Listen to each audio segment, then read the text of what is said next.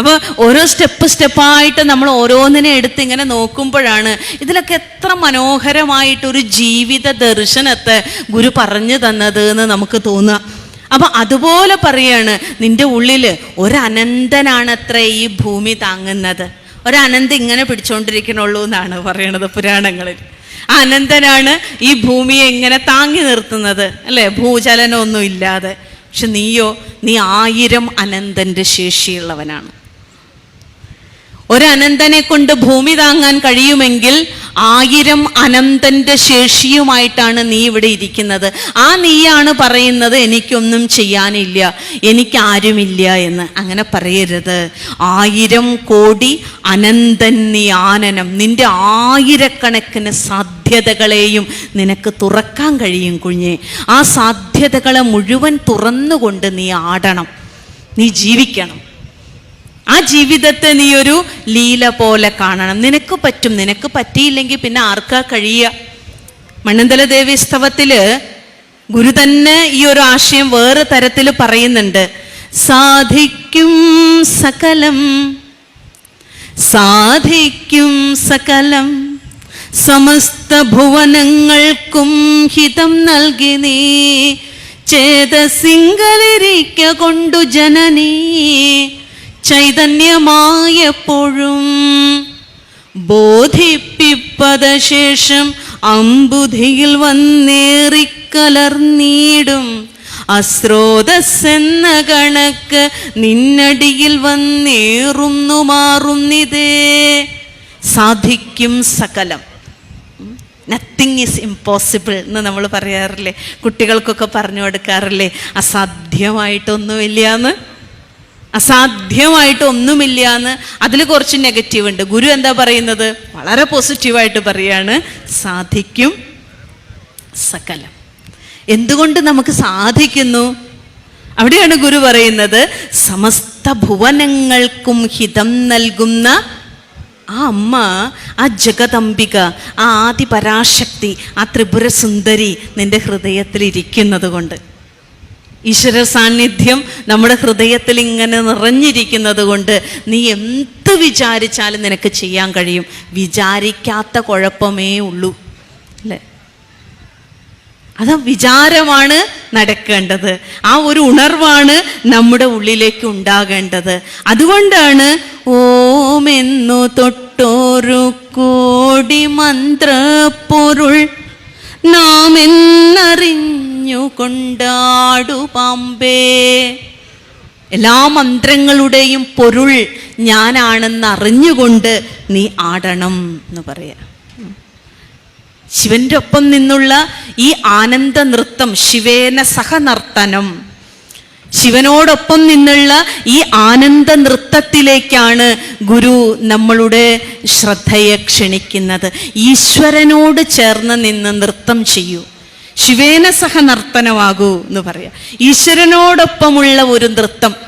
ആ നൃത്തത്തിലാണ് ഓം എന്ന് തൊട്ടൊരു കോടി മന്ത്രപ്പൊരുൾ.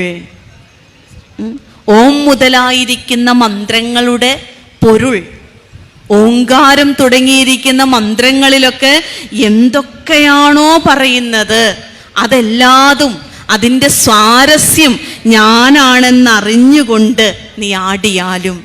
അതുപോലെ തന്നെ ഒരിടത്ത് പറയാണ്, നാദത്തിലുണ്ടാം നമ ശിവായ പൊരുൾ ആദിയായുള്ളതെന്നാടു പാമ്പേ. നമശിവായ പൊരുൾ നമ്മളെപ്പോഴും ചൊല്ലുന്ന മന്ത്രമാണല്ലേ ഓം നമശിവായ എന്ന്. മുറ്റടിക്കുമ്പോഴാണെങ്കിലും ചില അമ്മമാർ പിറുപിറുക്കുന്നത് കേൾക്കാം, ഓം നമശിവായ, ഓം നമശിവായ. അത്രയും ചിത്തവൃത്തികൾ, അത്രയും ചിന്താതരംഗങ്ങൾ നമ്മുടെ ഉള്ളിൽ നിന്ന് അത്രയും കുറഞ്ഞു കിട്ടും. ഇതിനാണ് ഈ മന്ത്രജപം നമ്മളെ സഹായിക്കുന്നത്. അതുകൊണ്ടാണ് ഗുരു ഈ ആത്മസാധനയുടെ ഭാഗമായിട്ട് മായാമനു ഉരു ഇട്ടുമിരുന്നാൽ മായ മാറും, ഉരുവിട്ടുമിരുന്നാൽ മായ മാറും എന്ന് പറഞ്ഞത്.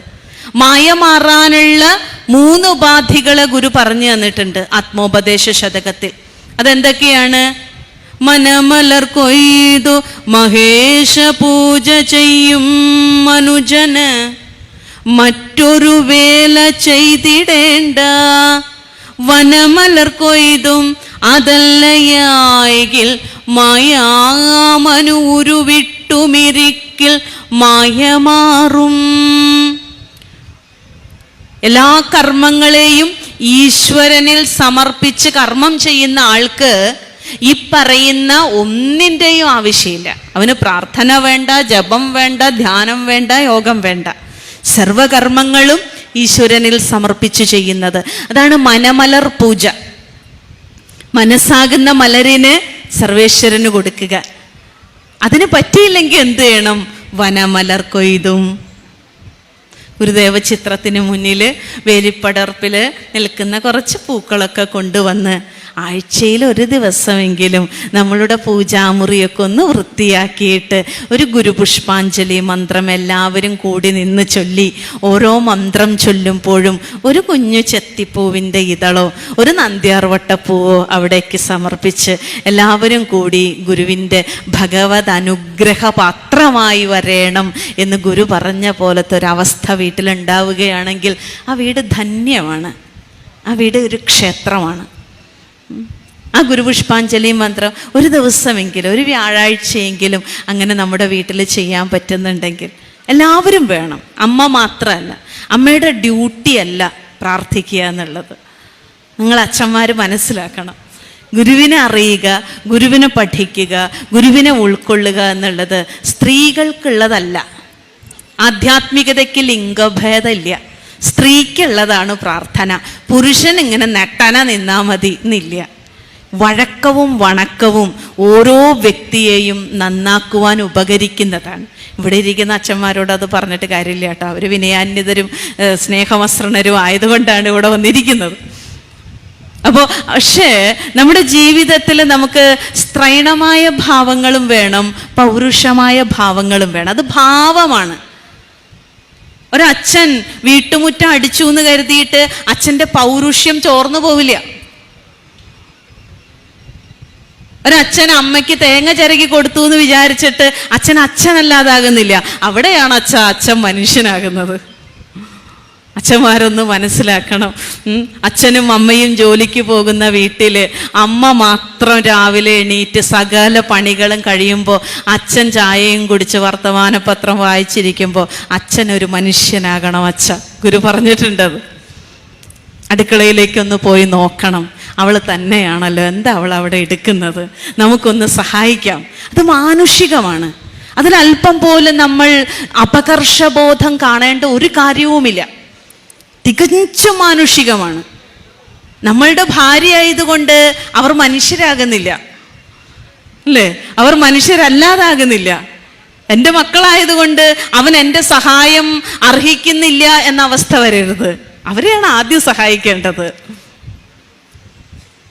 അമ്മയാണെങ്കിലും അച്ഛനാണെങ്കിലും പരസ്പരമുള്ള ഈ കൈകോർക്കലുകൾ ഉണ്ടല്ലോ, ഈ കൈകോർക്കലുകളാണ് കുടുംബ ബന്ധത്തെ ഊഷ്മളമാക്കുന്നത്. നമ്മൾ എപ്പോഴും പറയുമല്ലോ, കൂടുമ്പോഴുള്ള ഇമ്പമാണ് കുടുംബം. പ്രകമ്പനമാണ് പലപ്പോഴും ഉണ്ടാവുന്നത് എന്ന് മാത്രം. ഇമ്പം പോയിട്ട് പ്രകമ്പനമാണ്, അല്ലേ? യുക്രൈനിൽ മിസൈൽ വർഷിക്കണ പോലെയാണ് നമ്മളുടെ വീടുകൾ. അങ്ങനെയല്ല. അവിടെയൊക്കെ കുറച്ച് വിട്ടുവീഴ്ചകളും കുറച്ച് സഹിഷ്ണുതയും കുറച്ച് മനസ്സിലാക്കലുകളും ഒക്കെ ഉണ്ടെങ്കിൽ നമുക്ക് ഒരുപാട് കാര്യങ്ങൾ ഒരുപാട് വഴക്കുകളെ, ഒരുപാട് കലാപങ്ങളെ, ഒരുപാട് കലഹങ്ങളെയൊക്കെ വഴിതിരിച്ചു വിടാൻ പറ്റും. ഈ വീട്ടിലേക്ക് കലഹം കയറി വരണ്ട കേട്ടോ. കലഹത്തിന് വിശ്രമിക്കാനുള്ള സീറ്റ് ഞങ്ങളുടെ വീട്ടിൽ ഇല്ല. ഞങ്ങൾ അങ്ങനെ ജീവിക്കുന്നവരല്ല. അച്ഛനും അമ്മയും മക്കളൊക്കെ ഞങ്ങൾ ഏക മനസ്സാ. ഋഗ്വേദത്തിലൊരു മന്ത്രമുണ്ട്, ഐകമത്യ സൂക്തം എന്ന് പറയും. സന്തോഷാന്തിക്കൊക്കെ അറിയാതെ. സംഗച്ഛധ്വം സംവദത്വം സംവോ മനാംസി ജാനതാം ദേവാഭാഗം യഥാ പൂർവേ സംജാനാന ഉപാസതേ. ഞങ്ങൾ ഒരുമിച്ച് നടക്കട്ടെ, ഞങ്ങൾ ഒരുമിച്ചിരിക്കട്ടെ, ഞങ്ങൾ ഒരുമിച്ച് അന്നം കഴിക്കട്ടെ, ഞങ്ങൾ ഒരുമിച്ച് ഈശ്വര വിചാരത്തെ ചെയ്യട്ടെ. ഈ ഒരുമിച്ച് ചെയ്യുന്നതിലാണ്, ഒരുമയിലാണ് അരുമ, ഒരുമയിലാണ് ഭംഗി, ഒരുമയിലാണ് ആത്മസാക്ഷാത്കാരത്തിൻ്റെ പൊന്നിന്നൂല് കോർക്കപ്പെട്ടിരിക്കുന്നത്. അപ്പം ആ ഒരുമ കുടുംബത്തിലുണ്ടാകുമ്പോൾ അത് വളരെ സുഖമുള്ള ഒരു അവസ്ഥയായിട്ട് മാറും. കുടുംബം ഒരു അടവി പോലെ ആവില്ല. കുടുംബം ഒരു സ്വർഗമാകും. മക്കൾക്കാണെങ്കിലും എത്ര ആരുടെ കൂടെ പോയാലും വൈകുന്നേരമായ വീട്ടിലേക്ക് വരണമെന്ന് തോന്നും. അച്ഛനിപ്പോൾ പുറത്തൊന്നും പോവാറില്ല, അച്ഛനിപ്പോൾ ഞാൻ വന്നിട്ടേ ഭക്ഷണം കഴിക്കുള്ളൂ എന്ന് ഒരു കുട്ടിക്ക് തോന്നിക്കഴിഞ്ഞാൽ അവൻ വരാതിരിക്കില്ല, അവൻ വരും.